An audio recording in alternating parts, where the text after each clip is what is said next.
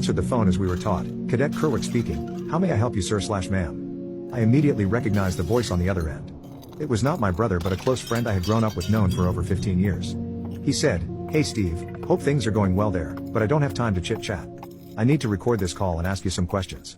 Do you consent to being recorded, and will you allow me to swear you in so that this is official, and if anything you say is later proven to be false or misleading, you may be subject to criminal charges and a warrant issued for your arrest?"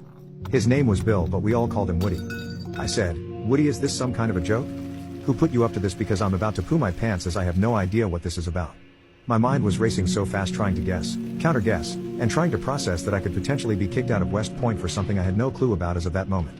Woody replied, "It's no joke, and this is a very serious case we are investigating concerning inappropriate behavior between an adult and a minor or minors with regard to possible consensual or non-consensual nasty activities or assault."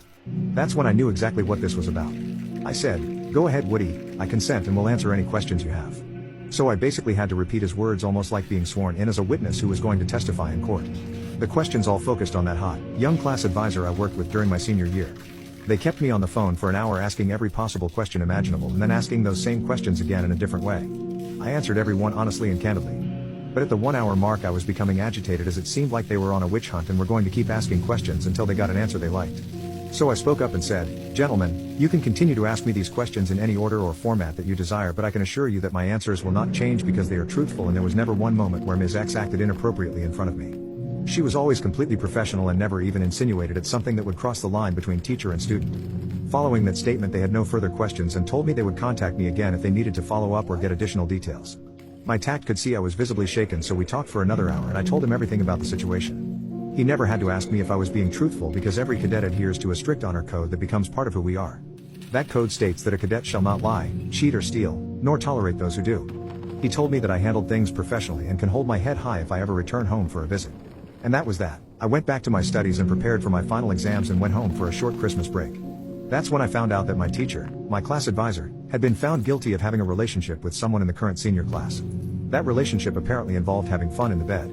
Seems the student ran around bragging to everyone that he was doing it with the hot teacher. I don't know if it was true or if he made it up. What was true was that she was fired from her job and never allowed to teach again. She had to register as a dirty offender for the rest of her life. She lost everything: family, friends, money, possessions, and had to serve time as an inmate in a state correctional facility. If you ask me what I think, I don't believe it. I know the kid who was allegedly in a relationship with her. He was a complete jerk. Loud mouth, not smart, not smooth, not good looking, and most of all, he was a liar and a storyteller who would say anything if he thought it would make him look cool. I had wished I could have tracked him down and interrogated him my way. My guess is things might have ended differently. But I never got the chance to run into him, and the cards he laid were played. This is where it gets a little rough. Weeks passed on and I couldn't bear the injustice served to her, so I had to do something. I managed to locate what facility she was sent to and when she would be released, so I drove up there and waited for her to come out in hopes that she'd be willing to speak to me. I waved to her from the car and she instantly recognized me and hopped into my car without question, almost like she was expecting me.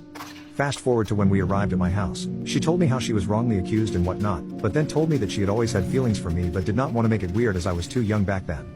Butterflies were destroying my stomach at this point, as I honestly wanted to kind of pursue a relationship with her but felt it'd be weird. Without thinking, I leaned into her and kissed her. It was a small peck, nothing more. She smiled, letting out a huge sigh of relief, and sat on my lap, and we kind of made out for a few minutes, and eventually did the deed. We acted like nothing happened, both kinda laughed it off, so I made us some dinner and we both sat at the table. "I really care about you," she told me. "I don't know if I should tell you this, but you deserve to know." I was confused at this point, but she had done some research on my file and managed to find out that I was adopted at a young age, and my parents were not my actual parents. She showed me a picture of my birth certificate and it had the same last name as hers. "I'll never forgive our parents for just leaving you like that," she told me. Ours? My head was aching. I needed a second to figure out what was happening until it was all made clear when she told me, "I'm your sister, dummy."